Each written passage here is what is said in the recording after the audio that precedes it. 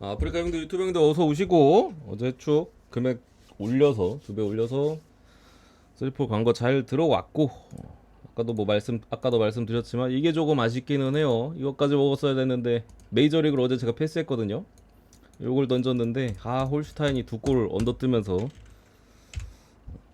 딱 아쉽게 됐는데 오늘 전체적으로는 나쁘지 않아 보여요. 대신 뭔가 뭐랄까 확실한 경기가 잘 안 보여. 어제는 제가 3경기가 확실해 보여서 3경기 엮어가지고 금액 2배 올려서 때린 거거든요. 근데 오늘은 뭔가 전체적으로 갈만해 보이긴 하는데 뭔가 확실한 경기는 솔직히 잘 보이진 않습니다. 그래서 주력을 뭘 찍어야 될까 아직도 고민이야. 그래서 분석 끝나고 고민해서 이렇게 발송을 하도록 하겠습니다. 어쨌든 들어가 보시죠. 오늘 오후 축구는 참고로 패스했고 어제 패스할 것 같다 말씀드렸죠. 첫 번째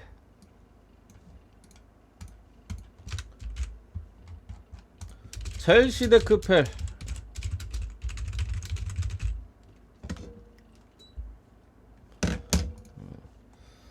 일단은 뭐 첼시 직전 경기 울버햄튼 상대로 난타전 끝에 뭐 난타전이라고 해야 되나? 아니면 혼자 때려박았다고 해야 되나? 2골 먹긴 했으니까 어쨌든 승리를 가져갔고 주중에 이제 세르베트와의 그 챔스 예선 어쨌든 패배하긴 했습니다만 통과를 했습니다. 그래서 주전들을 주중 경기까지 어느 정도 쓴 부분에 있어서 체력적인 부분은 첼시가 조금 더 뭐 걸려 있는 게 있긴 합니다. 크펠 같은 경우는 저기 노리치와의 리그컵 첼시보다 하루인가 이틀을 더 쉬긴 했어요. 그게 더 일찍 해가지고 어쨌든 거기서 리그에서 사실 크리스탈 팰리스가 좀 득점에 대한 골운이 뭔가 안 따랐거든요. 브랜트포드도 심판한테 골 뺏겨. 웨스트햄전 골대 2번인가 맞춰. 근데 노리치전에 4대0으로 승리를 거두면서 물론 이때 좀 분위기 쇄신이 필요했는지 글라스너 감독이 주전 라인업을 생각보다 좀 많이 썼어요. 노리치전에. 그래서 뭐 대승 완승을 거두면서 분위기를 한번 좀 바꿨는데 이 뭐 휴식기 며칠 또 쉬는 동안 이적 시장이 이제 끝났잖아요. 크펠이 은케티아 아스날에서 이제 은케티아 전방의 공격수를 또 영입을 했고 수비 쪽에도 뭐 찰로바랑 그 라쿠로아인가 이름 존나 어려워. 아무튼 볼프스부르크 주전 쌤빼 해가지고 찰로바는 뭐 사실 아예 백업으로 쓸 것 같고 얘 뭐 수비 쪽에 쓰고 전방에 쓰고 전방에 그리고 쩌리자운 뭐 에두아르 뭐 좀 아이유 막 이런 애들 좀 정리를 했습니다. 그러면서 이적 시장을 좀 마쳤고 첼시 같은 경우는 저 맨유에서 제이든 산초 스털링을 이제 아스날로 보내고 제이든 산초를 데려오면서 조금 더 이제 쓸 수 있는 카드들을 늘렸죠. 근데 이 경기는 제가 볼 때는 그러니까 첼시가 지금 전방에서는 확실히 조금 괜찮기는 해요. 일단 팔머가 여전히 존나 잘하고 지난 시즌 미쳤잖아. 팔머가 이번 시즌도 미쳤어 지금. 거기에 뭐 측면에 쓸 수 있는 카드들이 많고 마두에케 같은 애들도 지난 경기 헤트트릭 하면서 상태를 좀 끌어올렸고 뭐 주앙 펠리스가 또 가담할 수도 있고 전방에 뭐 괜찮은데 문제는 지금 수비예요. 수비. 지난 사실 울버햄튼전 리그 경기에서도 첼시가 6골을 넣으면서 승리를 가져갔었지만 냉정하게 수비 자체는 좀 불안하긴 했어요. 더 먹혔을 수도 있어.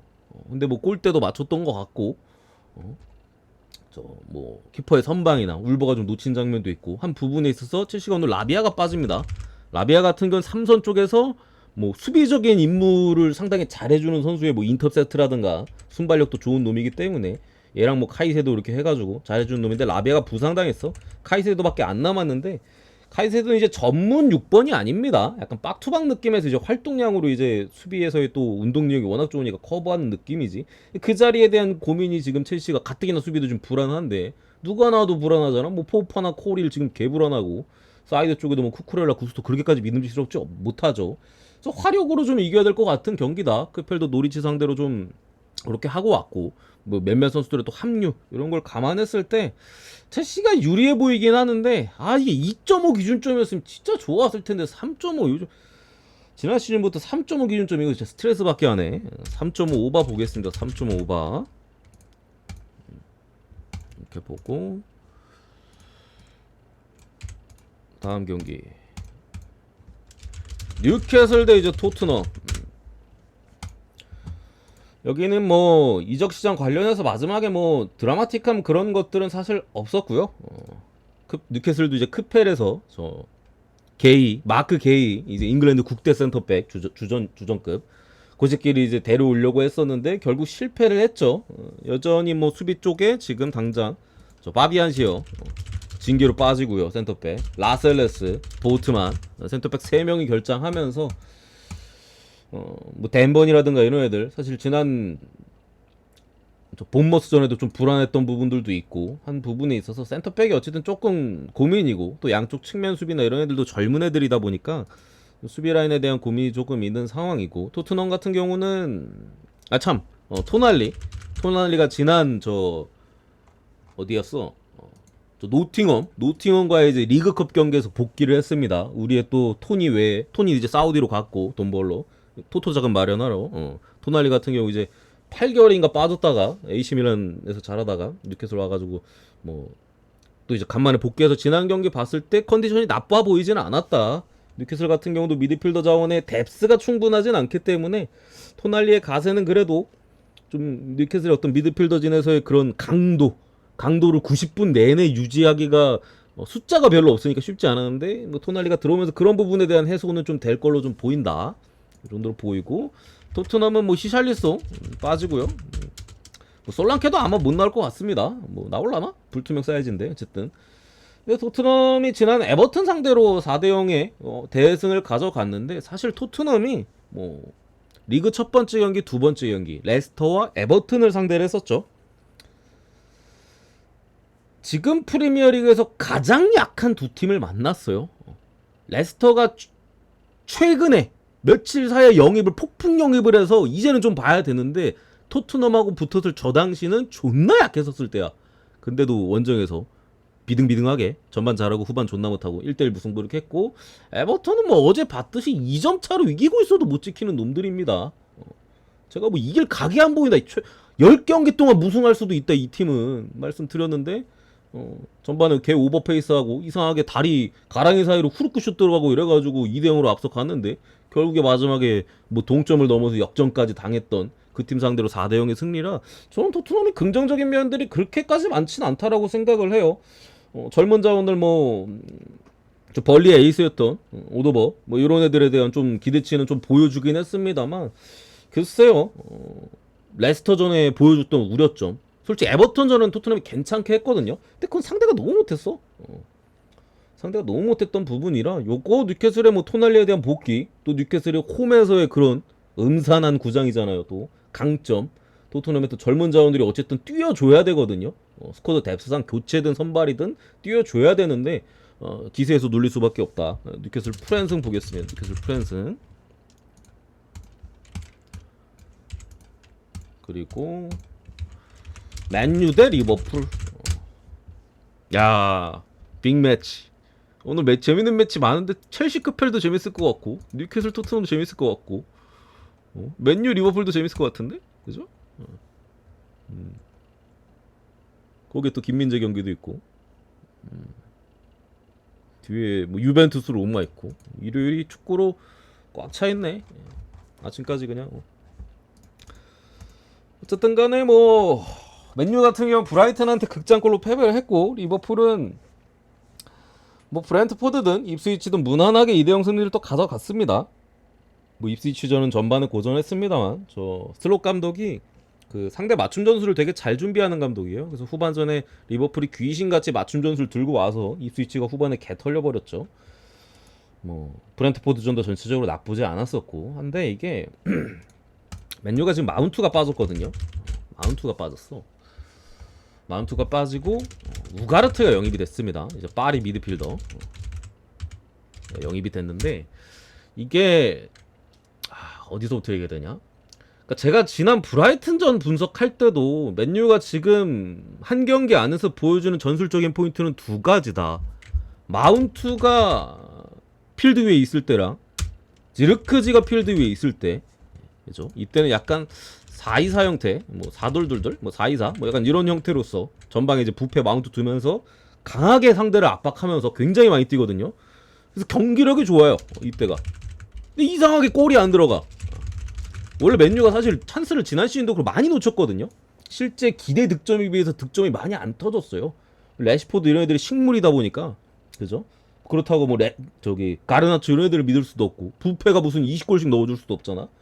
그랬었는데 요 라인업에서도 결국에 뭐 이랬던 부분인데, 지르크즈가 나면 4-2-3-1로 돌아가요. 원래 맨유가 자주 쓰는 포메이션이죠. 수비가 안 돼요. 왜 안 되냐? 이게 수비가 잘 되는 이유는 마운트나 저기 뭐 부페나 앞에서 존나 많이 띄워주기 때문에 잘 되는 건데, 지르크지가 전방에 서잖아요. 얘는 그렇게 압박을 존나 열심히 하는 놈이 아니에요. 거기다가 삼선에 이제 카세미로 기동력이 떨어지죠. 그러면서 이제 오히려 이걸로 바꾸고 나서 맨유가 골은 넣었습니다만, 이걸로 바꾸고 나서 경기력이 더 안 좋았어 사실. 근데 골은 넣었어. 그러니까 좀 이상한 거죠. 언밸런스한 그런 느낌인데, 어쨌든 맨유가 오늘 마운트가 빠져서 이거를 쓸 수가 없게 됐습니다. 강제로 이걸 써야 되는데, 이 문제 4-2-3-1로 나갔을 때 이 문제 때문에 우가르테를 데려왔거든요. 뭐 영입 자체는 제가 볼 때 잘했어요. 지금 카세미로 쓸 바에 우가르테 쓰는 게 무조건 좋습니다. 우가르테 같은 경우는 이제 수비에서의 강점이 있는 활동량이나 뭐 어쨌든 수비 쪽에 그런 강점이 있고, 대신 이제 뭐 전개라든가 패스 이런 능력치는 사실 떨어집니다. 얘가 파리에서 되게 못했거든요. 못한 이유가, 파리 감독이 저 바르셀로나에 옛날에 있던 감독이잖아요. 완전 빌드업 축구인데 패스를 못해. 근데 맨유에서는 솔직히 잘할 것 같은데, 어쨌든 오늘 경기부터 어떻게 나올 수 있을지 모르겠는데, 이적 완료된 지 얼마 안 돼가지고 직접적인 가세가 안 될 가능성이 높다. 그렇게 된다라면은 결국 이렇게 나와야 될 것 같은데, 이 라인업으로 리버풀을 상대로 승리를 가져가기는 제가 볼 때 굉장히 어렵다고 봅니다. 경기력이 안 좋아요. 골은 어떻게 넣었는데 경기력 자체가 안 좋아, 이 라인업이. 그리고 리버풀 슬롯 감독이 맞춤 전술을 굉장히 잘 준비한다고 말씀드렸잖아요. 이스위치 전반에 그렇게 똥 싸더니 후반에 후방 빌드업 체제 바꾼 이후로 그냥 계약살 해버렸잖아. 이거밖에 못 써. 준비하기 존나 편하다. 이거는 그래서 리버풀이 질 만한 게임은 제가 볼 땐 아닙니다. 물론 맨유의 홈이고 더비전이고 뭐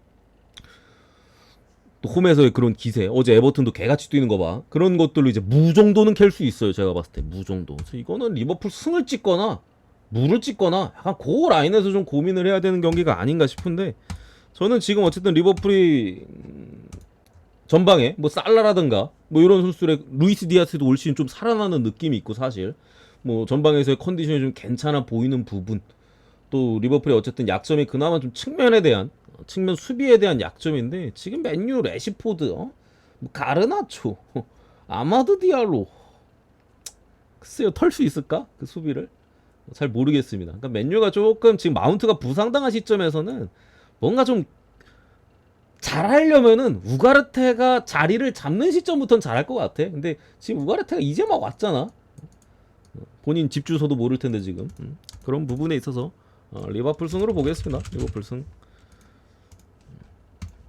이렇게 보고요. 그다음 네 번째 알라베스 대 이제 라스팔마스. 여러분들이 이 경기에 대한 배당을 보시면서, 아니 쉬브레? 뭐 알라베스가 1.73?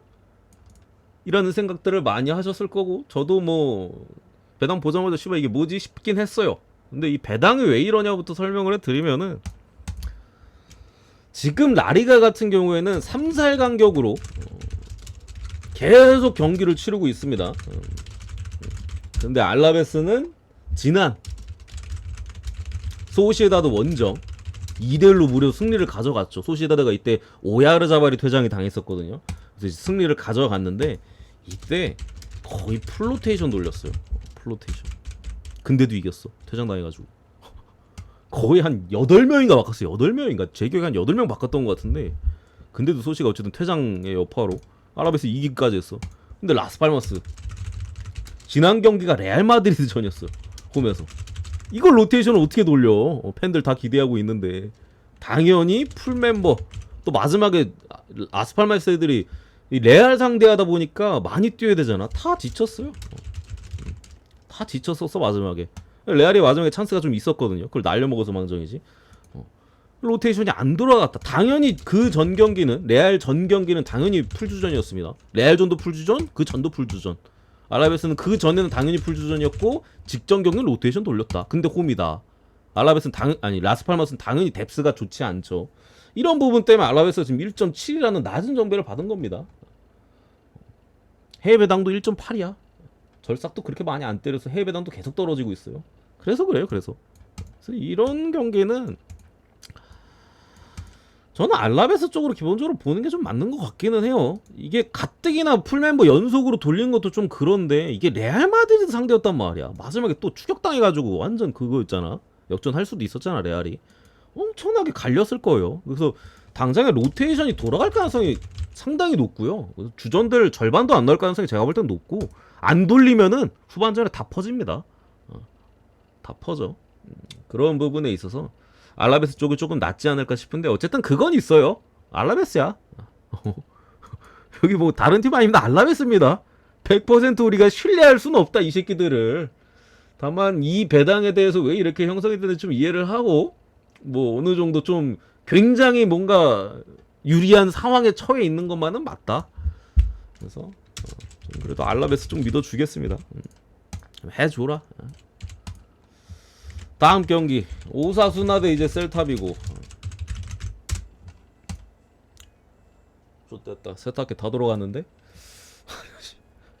빨리 널어야 되는데 아직 절반도 안 하는데 이따 다시 널겠습니다. 어쨌든 가고 여기는 뭐 오사수나가 지로나전에 제가 로테이션을 돌릴 가능성이 높다. 그래서 뭐 지로나를 좀 못 믿었스럽지만 승적으로 봐줬었는데 오사가 지로나한테 로테이션에 대한 영향도 있었고 지로나가 라인업을 좀 바꿨거든요. 제가 이따가 좀 설명을 해드릴 텐데 그러면서 그냥 완벽한 4대0 패배를 당했습니다.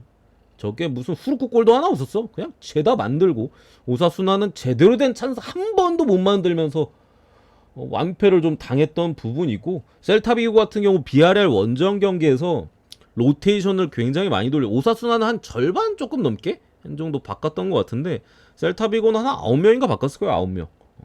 그렇게 많이 바꾸고도 비아레알 상대로 리드를 가져가고 잡을 뻔했다. 비아가 정말로 집중력 높은 게임을 했기 때문에 저거를 뒤집을 수 있었던 게임이고 지금 당장에 있어서 그냥 셀타비고가 저는 더 잘하는 팀이라고 생각합니다. 애초에 지난 시즌 셀타비고 강등권에 있을 때도 제가 셀타비고 지표가 좋다. 그래서 몇 번 믿었다가 먹은 적도 있고 속은 적도 있어요.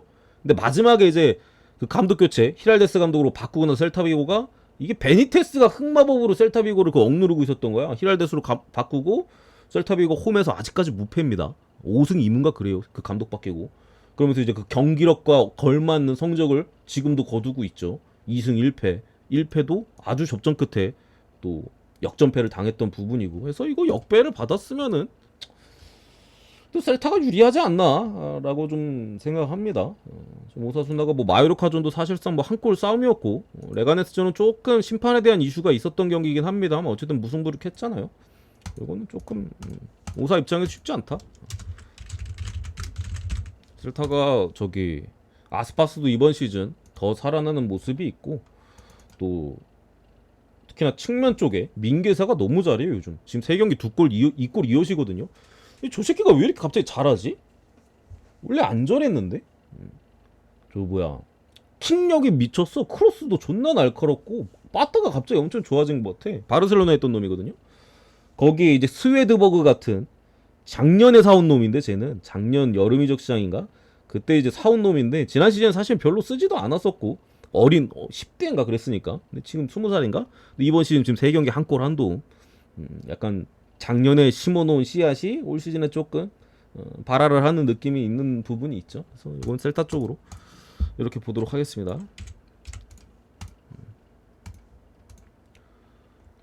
아니야 분석하다 빨래 넣을 순 없지. 유튜브 영상이 끊겨버려 그러면. 그리고 6번째인가요? 바이런 미넨데 이제 프라이브로크.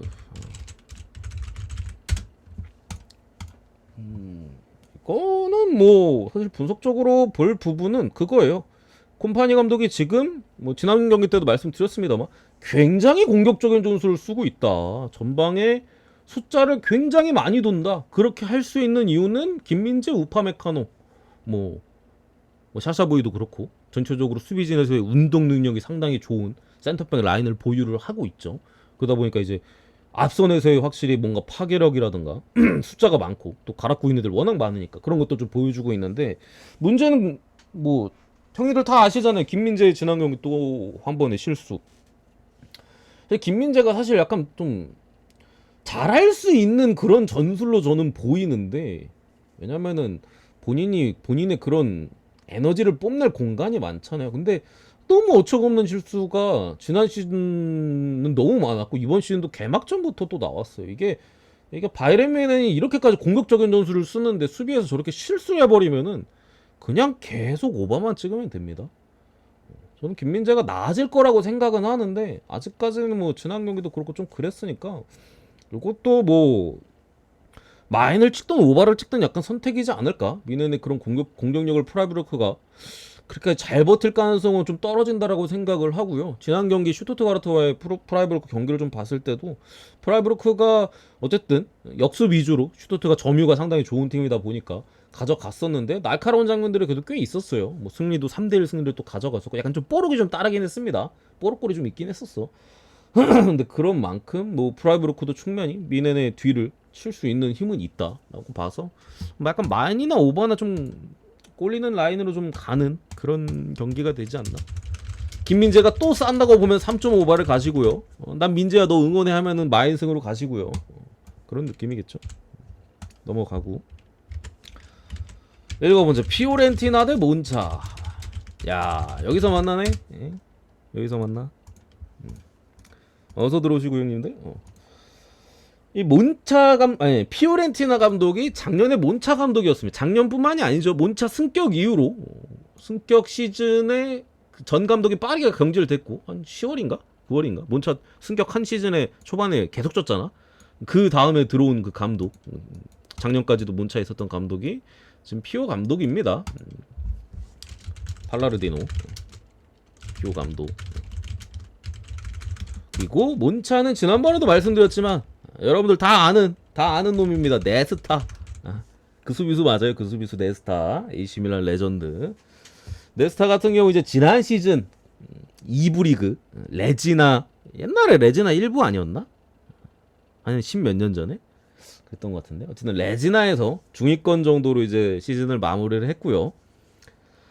그때 당시에 어떤 뭐 전술적인 포인트나 뭐 그때 당시 레지나 팀의 상황이나 여러 가지 좀 살펴봤을 때 뭐 레지나라는 팀이 전체적으로 선수들의 몸값이나 이런 부분에 있어서는 2부 리그 수준에서 중위권 수준이었어요. 그런 팀을 가지고 딱 중간 순위 정도를 기록했던 거고 득점력 2부에서 작년에 밑에서 세 번째. 그리고 이제 득점에 대한 기대치 XG 값 2부 전체 팀 중 꼴찌. 이게 이게 네스타 감독의 작년 레지나라는 팀의 공격 기본적인 수치였고요. 수비는 위에서 7번째로 적은 실점. 수비는 괜찮았어. 이 수비수긴 하잖아. 레전드 수비수잖아. 그리고 9번째로 낮은 실점에 대한 XG 값.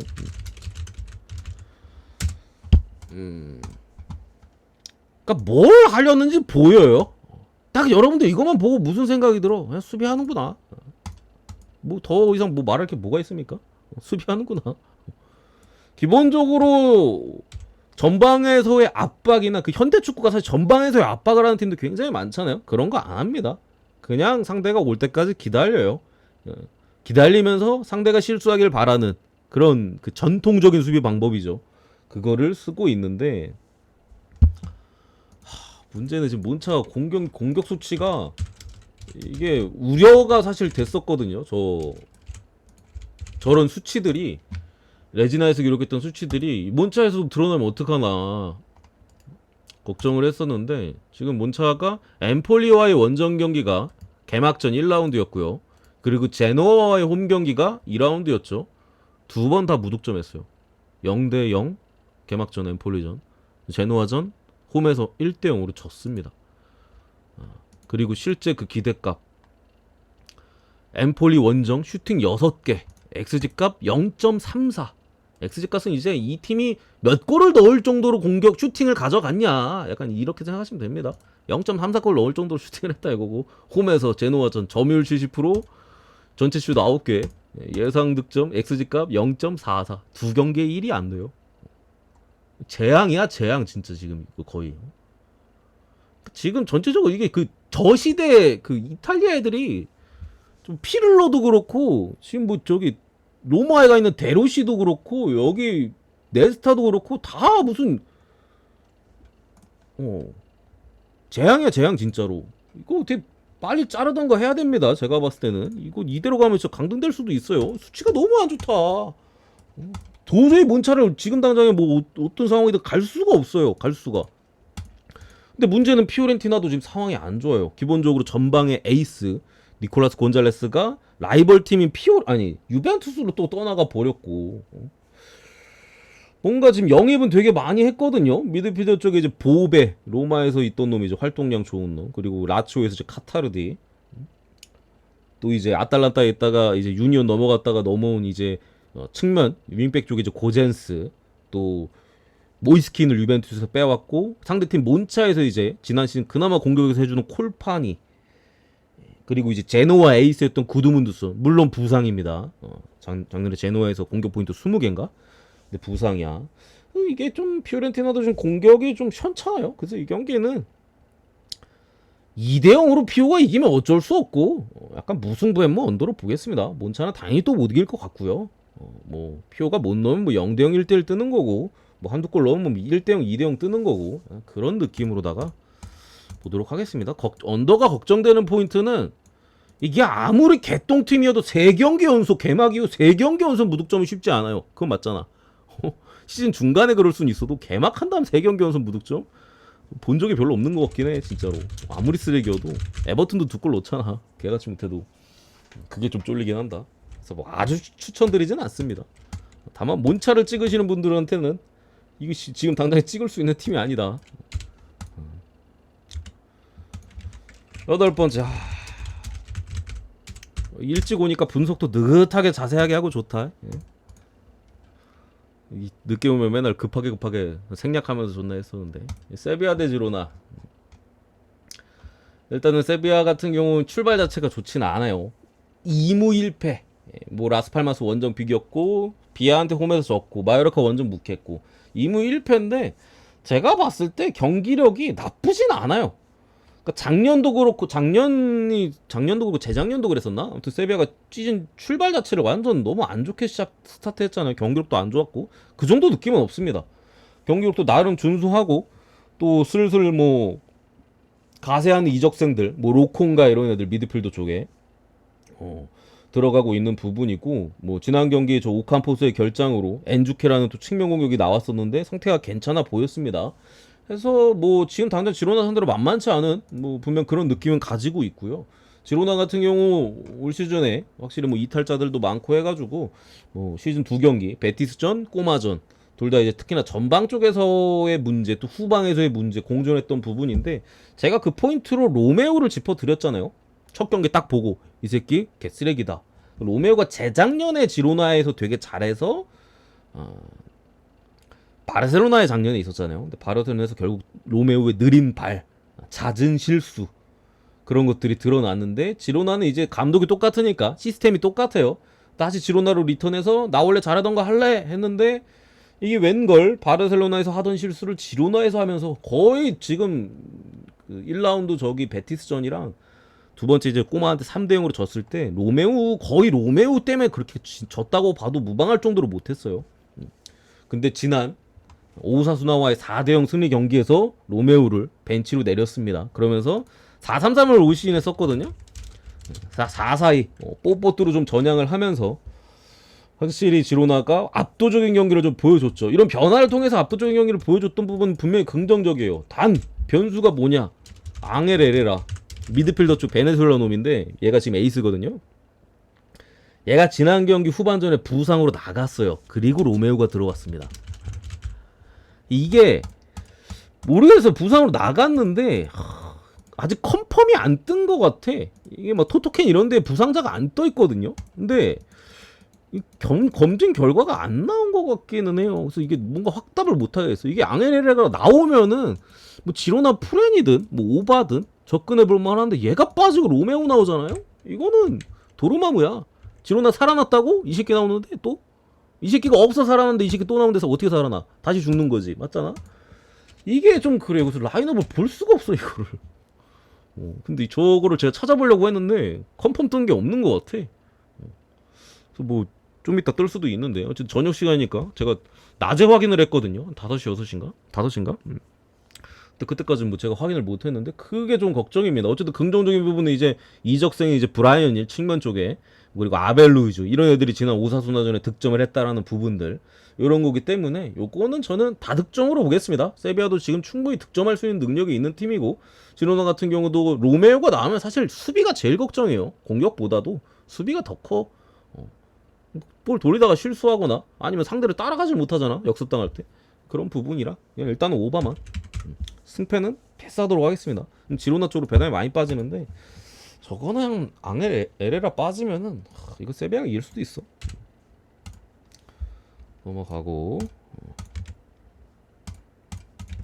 9번째 게타페 드 소시에다드. 이거 뭐 코멘트 할 게 없습니다. 소시에다드는 제가 그냥 애초에 시작할 때부터 이 새끼들 지금 정상 아니다. 믿을만한 새끼들 아니다. 그냥 계속 말씀드렸죠. 지난번에 에스파뇰전에 뭐 승리를 거두긴 했습니다만 이때도 뭐 득점력 없다. 뭐 무해무 봤었고 뭐 알라베스전 퇴장 나오긴 했습니다만 어쩔 수 없었죠. 그냥 못해요 지금. 그러니까 이게 일단 뭐 메리노라든가 뭐 하면서 좀 핵심 자원들에 대한 이탈이 있었고 지금 새로 들어온 애들이 좀 있거든요. 웨스트햄에서 이제 아구에르드 이 새끼 릴에서 존나 잘해서 웨스트햄 갔다가 적응 잘 못해가지고 소시를 건너왔고 또 그 누구 한 명 왔는데 오스칼손 또 전방에 또 저기 어디야 덴마크 리그에서 코펜하겐에선가 아무튼 주포 한 명 또 데려오긴 했습니다. 하면서 영입을 했는데 어쨌든 오야르 자발이 지난 경기 퇴장당했잖아요. 출전을 못하고 수비 쪽에 이제 엘르스톤도도 오늘 부상으로 못 나옵니다. 그러니까 거기에다가 가장 또 큰 걱정거리는 쿠보의 컨디션이 심상치가 않다. 그러니까 작년에 그 아시안컵 때 있었잖아요. 작년에 그죠? 언제 있었지? 11월인가? 12월인가? 아무튼간에 그때 사실 쿠보가 그 아시안컵 나가서 되게 많이 비판을 받았거든요. 뭐 발언을 잘못했었나? 근데 그 이후로 후반기에 폼이 뚝 떨어졌는데 그게 아직도 회복이 안 됐어요. 한 골 넣고 있긴 한데 경기력이 한창 좋았을 때 쿠보가 아니다. 오해라 자발 빠지고 쿠보 빠지면은 소시에다도 공격할 놈 없습니다. 이거는 1대0으로 소시가 이기면 어쩔 수 없는 거고 헤타페가 홈에서 헤타페도 뭐가 없어 형님들. 격투 축구야. 보르다라스 감독이잖아. 그냥 존나 그냥 상대 갈기면서 그냥 축구하는 애들인데 비벼볼만 하다고 생각합니다. 그리고 헤타페 프레네 둘 다 골 넣을 새끼 없다. 언더 1.3배긴 합니다만 이거는 진짜 오버뜨기 쉽지 않을 것 같긴 해. 내가 봤을 때 1.3배 언더는 제가 아예 베팅을 안 하는데 뭔가 좀 가고 싶은 느낌이 좀 있긴 있어요. 이거 진짜 아무리 봐도 골이 안 나오는 경기라서 막 PK 나오고 그러면 후루쿠 들어가고 아니면 결정력 좋고 그러면 어쩔 수 없습니다만 어쨌든 언더까지 요렇게 보고요. 유벤투스 대 이제 로마.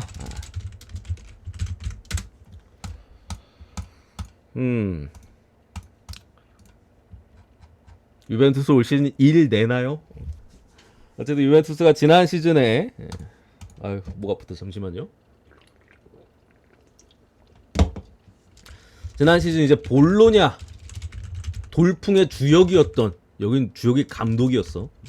티아고 모타 감독을 올 시즌 새롭게 선임하면서 알레그리 감독 마치 김상식 같은 진짜 김상식이랑 알레그리는 너무 비슷한 것 같아. 그 느낌이 무전술에다가 그런 어쨌든 알레그리 후임으로 모타가 왔죠. 확실히 뭔가 유벤투스 경기에서의 좀 짜임새나 전술적인 포인트들이 두 경기밖에 안 됐는데도 보이고 있어요. 두 경기 다 3대0 뭐 코모랑 엘라스 베로나 상대긴 했습니다만 완승을 좀 가져갔고 어쨌든 간에 지금 젊은 선수들의 활약이 굉장합니다. 좀 은방굴라 난 저런 애 이름 들어본 적도 없어. 유벤투스 그 유스에 있던 놈인 것 같은데 걔가 지금 측면 공격수로 나와서 두 경기 동안 공격 포인트가 4개입니다. 저런 젊은 자원들은 수비 쪽에서도 저 누구야 사보나 같은 쟤도 누군지 몰라요. 어린 놈인데 2005년생인가 4년생인가 완전 뽀시렉인데 쟤도 뭐 준수하게 좀 해주는 부분들이 있고 또 미드필더 쪽에서도 개편이 일어났죠. 로카텔리가 뭐 티아고 모타의 선택을 받았습니다만 뭐 대체로 나머지들 다 쳐냈고 라비오 이런 애들 다 나갔습니다. 그러면서 이제 니스의 에이스였던 그 릴리앙 티에랑의 둘째 아들 케프랑 티란을 영입했습니다만 바로 부상당했고 거기에 이제 저 지난 시즌 젊은 자원 이제 파지올리 얘도 이제 우리 친구죠. 파지올리나 일디즈 같은 또 이런 젊은 자원들 계속해서 좀 활용하고 있는 부분인데 또 추가로 아탈란타에서 이제 공격형 미드필더 자리에서 성공을 거둔 쿠프 메이너스도 유벤투스로 합류를 했습니다. 쿠프 메이너스 같은 경우 이제 블라우비치를 도와줄 수 있는 선수죠. 앞선에서의 뭐 박스 타격이나 전방에 대한 지원이 상당히 좋은 선수이기 때문에 거기에 뭐 니콜라스 곤잘레스 같은 피오렌티나 에이스 공격수도 임대로 지금 들어와 있습니다. 아까 피오 경기 때 말씀드렸습니다만 얘도 출전은 안 했는데 뭐 언제든지 나와서 해줄 수 있는 자원이고 그래서 지금 유벤투스가 좀 괜찮다. 지금 사이즈가 감독에 대한 전술들도 젊은 애들을 쓰니까 흡수가 빨라요. 이게 좀 막 30대들 쓰고 하면은 지가 해오던 축구가 있어서 잘 안 바뀌는데 어린 애들을 이렇게 바꿔버리니까 유벤투스가 빠르게 그래도 정착해가고 있긴 하다. 모타 감독의 점술에 있어서. 다만 프리시즌에 보여줬던 유벤투스의 어쨌든 안 좋았던 결과들, 그러니까 이게 아예 무전술에서 제대로 된 그러니까 아예 병신이 됐다가 이게 정상화가 되는 과정이 이렇게 쉽진 않아요. 모든 사람의 인생이든 뭐든 그렇잖아. 근데 그 과정이 프리시즌에 유벤투스가 굉장히 험난했거든요. 아직까지는 상대가 약했던 부분들이 있어가지고 지금 잘 드러나고 있긴 한데 또 모르기는 해요. 우려점들이 조금 있긴 있었어. 프리시즌에 결과가 하나도 안 따라왔었거든요. 어쨌든 간에 유벤투스가 그런 모습들 상당히 긍정적이다. 특히나 블라우비치가 지금 굉장히 많이 살아나고 있다라는 거. 블라우비치는 제가 옛날부터 말했잖아. 이 새끼 얘가 못했던 게 아니라니까. 감독이나 저 지원군들이 쓰레기여서 그랬지. 그리고 로마 같은 경우 이제 데로시 감독이 이제 하는 부분인데 긍정적인 부분은 제가 봤을 때 디발라가 잔류했다라는 거 말고는 없어요. 제가 봤을 때는. 그러니까 로마도 지금 뭐 글라드바흐의 미드필더 마누코네나 아니면 이제 뭐 AC 밀란 볼로냐에서 뛰었었던 살레마커스 측면 쪽에 범용성이 좋은 놈이죠. 얘네들 좀 데려오고 뭐 타미 에브란 이런 애들은 AC 밀란으로 임대 떠나고 뭐 한 부분에 있어서 뭐 그 전에 데려온 뭐 도우비크 소울에 다 좋은 선수들 뭐 이것저것 영입을 많이 했는데 제가 볼 때 감독이 좀 별로야. 그러니까 빌드업을 하려고 하는데 빌드업이 잘 안 돼요. 뭔가 로마가 뻑뻑해. 또 전방에서 도우비크 같은 지난 시즌 지로나에서 존나 잘했던 공격수들도 아직까지 뭔가 잘 활용하는 부분이 없어요. 거기에 엔조르페 렌에서 데려온 빌드업이 좋은 미드필더 또 부상당해서 오늘 아마 빠지는 것 같고 또 가뜩이나 이제 유벤투스의 티아고 모타 감독은 상대 빌드업을 커트해가지고 빠른 역습을 되게 좋아하는 감독이거든요. 근데 모마의 빌드업이 좀 시원찮다? 자기 꾀에 자기가 말릴 수 있는 그런 느낌이 들어서 이게 약간 좀 그게 아까 말씀드렸듯이 감독이 존나 명장인 건 맞아. 근데 아직 뭔가 그 색이 완전하게 입혀지진 않았거든요. 그러니까 이거에 대한 불안함은 조금 있어요. 물을 캐도 이상하지는 않을 것 같아 냉정하게. 질 것 같은 사이즈는 제가 볼 때는 없고요. 터지면 무승부인데 이게 보험뱃을 못 쳐. 1.61배밖에 안 돼가지고 보험뱃을 못 치는데 저는 그래도 지금의 유벤투스의 어떤 기세 뭐 이런 것들을 좀 믿어주도록 하겠습니다. 유벤투스 승에 원래 둘이 붙으면 옛날에 알레그리 저 무리뉴 때는 10번 붙으면 9번이 언더였거든요.